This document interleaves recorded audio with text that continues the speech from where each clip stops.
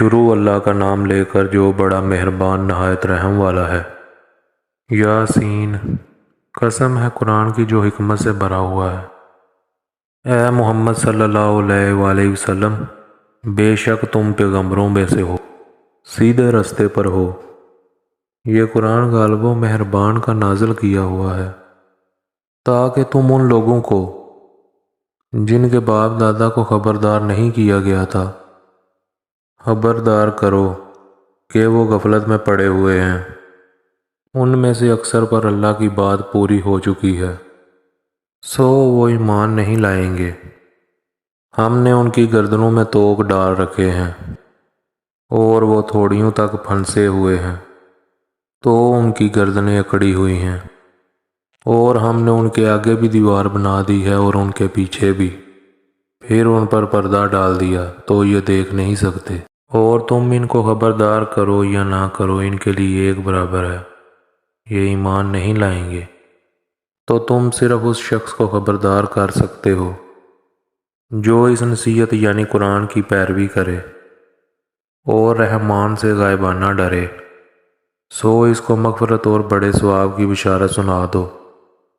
بے شک ہم مردوں کو زندہ کریں گے، اور جو کچھ وہ آگے بھیج چکے اور جو ان کے نشان پیچھے رہ گئے، ہم ان کو قلم بند کر لیتے ہیں، اور ہر چیز کو ہم نے کتاب روشن یعنی لوح محفوظ میں لکھ رکھا ہے۔ اور ان سے گاؤں والوں کا قصہ بیان کرو جب ان کے پاس پیغمبر آئے، یعنی جب ہم نے ان کی طرف 2 پیغمبر بھیجے تو انہوں نے ان کو جھٹلایا، پھر ہم نے تیسرے سے تقویت دی تو انہوں نے کہا ہم تمہاری طرف پیغمبر آئے ہیں۔ وہ بولے کہ تم اور کچھ نہیں، بس ہماری طرح کے آدمی ہو، اور رحمان نے کوئی چیز بھی نازل نہیں کی، تم محض جھوٹ بولتے ہو۔ انہوں نے کہا کہ ہمارا پروردگار جانتا ہے کہ ہم تمہاری طرف پیغام دے کر بھیجے گئے ہیں، اور ہمارے ذمہ تو صاف صاف پیغام پہنچا دینا ہے اور بس۔ وہ بولے کہ ہم تم کو اپنے لیے منحوس سمجھتے ہیں، اگر تم باز نہ ہوگے تو ہم تمہیں سنسار کر دیں گے، اور تم کو ہم سے دکھ دینے والا عذاب پہنچے گا۔ انہوں نے کہا تمہاری نحوست تمہارے ساتھ ہے، کیا اس لیے کہ تم کو نصیحت کی گئی؟ نہیں، بلکہ تم ایسے لوگ ہو جو حد سے تجاوز کر گئے ہو۔ اور شہر کے پرلے کنارے سے ایک آدمی دوڑتا ہوا آیا، کہنے لگا اے میری قوم، پیغمبروں کے پیچھے چلو، ایسوں کے جو تم سے صلہ نہیں مانگتے اور وہ سیدھے رستے پر ہیں۔ اور میں کیوں اس ذات کی پرستش نہ کروں جس نے مجھے پیدا کیا ہے، اور اسی کی طرف تم کو لوٹ کر جانا ہے۔ کیا میں اس کو چھوڑ کر اوروں کو معبود بناؤں؟ کہ اگر رحمان مجھے نقصان پہنچانا چاہے تو ان کی سفارش مجھے کچھ بھی فائدہ نہ دے سکے اور نہ وہ مجھے چھڑا ہی سکیں، تب تو میں کھلی گمراہی میں پڑ گیا۔ میں تو تمہارے پروردگار پر ایمان لایا ہوں، سو میری بات سن رکھو۔ حکم ہوا کہ بہشت میں داخل ہو جا۔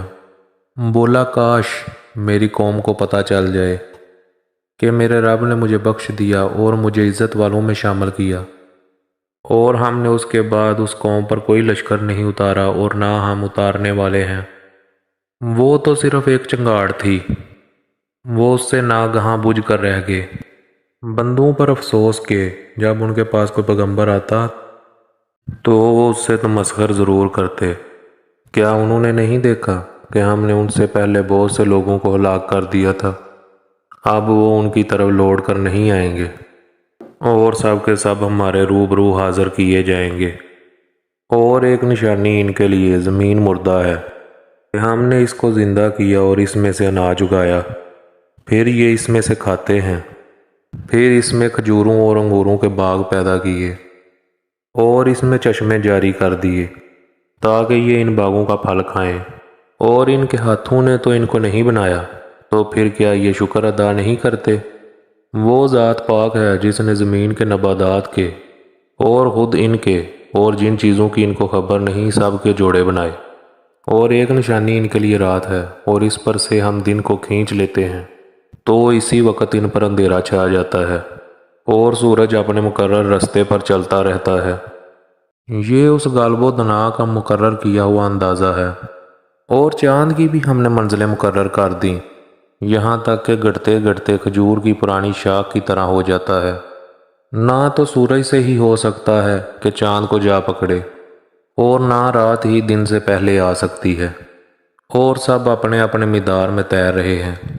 اور ایک نشانی ان کے لیے یہ ہے، ہم نے ان کی اولاد کو بھری ہوئی کشتی میں سوار کیا، اور ان کے لیے ویسی ہی اور چیزیں پیدا کی جن پر یہ سوار ہوتے ہیں، اور اگر ہم چاہیں تو ان کو غرق کر دیں، پھر نہ تو ان کا کوئی فریاد درس ہو اور نہ ان کو رہائی ملے، مگر یہ ہماری رحمت اور ایک مدت تک کے فائدے ہیں۔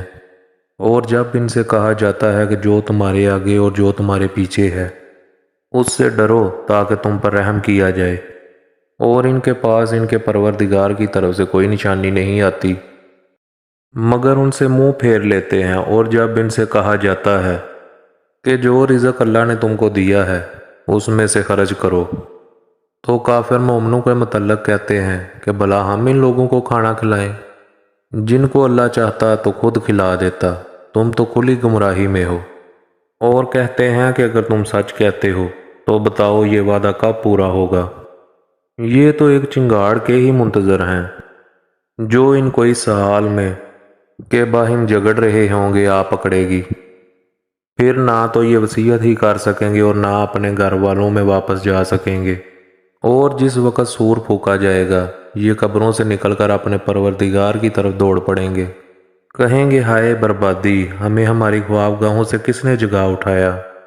یہ وہی تو ہے جس کا رحمان نے وعدہ کیا تھا اور پیغمبروں نے سچ کہا تھا۔ یہ تو صرف ایک زور کی آواز ہوگی کہ سب کے سب ہمارے روبرو آ حاضر ہوں گے، پھر اس روز کسی شخص پر کچھ بھی ظلم نہیں کیا جائے گا، اور تم کو بدلہ ویسا ہی ملے گا جیسے تم کام کرتے تھے۔ اہل جنت اس روز عیش و نشاط کے مشغلے میں خوش ہوں گے، وہ بھی اور ان کی بیویاں بھی، سایوں میں تختوں پر تکیے لگائے بیٹھے ہوں گے، وہاں ان کے لیے میوے ہوں گے، اور وہ جو منگوائیں گے ان کو ملے گا۔ ان کو پروردگار مہربان کی طرف سے سلام کہا جائے گا، اور وہ فرمائے گا کہ گنہگارو تم آج الگ ہو جاؤ۔ اے آدم کی اولاد، کیا میں نے تم سے کہہ نہیں دیا تھا کہ شیطان کو نہ پوجنا، وہ تمہارا کھلا دشمن ہے، اور یہ کہ میری ہی عبادت کرنا یہی سیدھا راستہ ہے۔ اور اس نے تم میں سے بہت سی خلقت کو گمراہ کر دیا تھا، تو کیا تم سمجھتے نہیں تھے؟ یہی وہ جہنم ہے جس کی تم کو دھمکی دی جاتی تھی، جو تم کفر کرتے رہے ہو اس کے بدلے آج اس میں داخل ہو جاؤ۔ آج ہم ان کے منہوں پر مہر لگا دیں گے، اور جو کچھ یہ کرتے رہے تھے ان کے ہاتھ ہم سے بیان کر دیں گے، اور ان کے پاؤں اس کی گواہی دیں گے۔ اور اگر ہم چاہیں تو ان کی آنکھوں کو مٹا کر اندھا کر دیں، پھر یہ رستے کو دوڑیں تو کہاں سے دیکھ سکیں گے۔ اور اگر ہم چاہیں تو ان کی جگہ پر ان کی صورتیں بدل دیں، پھر وہاں سے وہ نہ آگے جا سکیں اور نہ پیچھے لوٹ سکیں۔ اور جسے ہم بڑی عمر دیتے ہیں اسے تخلیق میں اوندھا دیتے ہیں، یعنی اسے بچپن کی کمزوری والی حالت کی طرف لوٹا دیتے ہیں، تو کیا یہ سمجھتے نہیں؟ اور ہم نے ان کو یعنی اپنے پیغمبر صلی اللہ علیہ وآلہ وسلم کو شعر گوئی نہیں سکھائی، اور نہ وہ ان کو شایع ہی ہے۔ یہ تو محض نصیحت ہے اور صاف صاف قرآن ہے، تاکہ اس شخص کو جو زندہ ہے خبردار کرے، اور کافروں پر بات پوری ہو جائے۔ کیا انہوں نے نہیں دیکھا کہ جو چیزیں ہم نے اپنے ہاتھوں سے بنائیں ان میں سے ہم نے ان کے لیے مویشی پیدا کر دیے، اور یہ ان کے مالک ہیں، اور ان کو ان کے قابو میں کر دیا، تو کوئی تو ان میں سے ان کی سواری ہے اور کسی کو یہ کھاتے ہیں، اور ان میں ان کے لیے اور فائدے اور پینے کی چیزیں ہیں، تو کیا یہ شکر نہیں کرتے؟ اور انہوں نے اللہ کے سوا اور معبود بنا لیے ہیں، شاید ان سے ان کو مدد پہنچے، مگر وہ ان کی مدد کی ہرگز طاقت نہیں رکھتے، اور وہ ان کی فوج بنا کر حاضر کیے جائیں گے، تو ان کی باتیں تمہیں غمناک نہ کر دیں۔ یہ جو کچھ چھپاتے اور جو کچھ ظاہر کرتے ہیں ہمیں سب معلوم ہے۔ کیا انسان نے نہیں دیکھا کہ ہم نے اس کو نطفے سے پیدا کیا؟ پھر وہ تڑاک پڑاک جھگڑنے لگا اور ہمارے بارے میں مثالیں بیان کرنے لگا اور اپنی پیدائش بھول گیا۔ کہنے لگا کہ جب ہڈیاں بسیدہ ہو جائیں گی تو ان کو کون زندہ کرے گا؟ کہہ دو کہ ان کو وہ زندہ کرے گا جس نے ان کو پہلی بار پیدا کیا تھا، اور وہ ہر طرح کی تخلیق کو جانتا ہے۔ وہی جس نے تمہارے لیے سبز درخت سے آگ پیدا کی، پھر تم اس کی ٹہنیوں کو رگڑ کر ان سے آگ نکالتے ہو۔ بھلا جس نے آسمانوں اور زمین کو پیدا کیا، کیا وہ اس بات پر قادر نہیں کہ ان کو پھر ویسے ہی پیدا کر دے؟ کیوں نہیں؟ اور وہ تو سب کچھ پیدا کرنے والا کامل علم ہے۔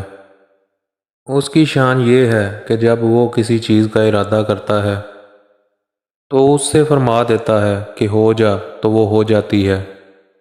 وہ ذات پاک ہے جس کے ہاتھ میں ہر چیز کی حکومت ہے، اور اسی کی طرف تم کو لوٹ کر جانا ہے۔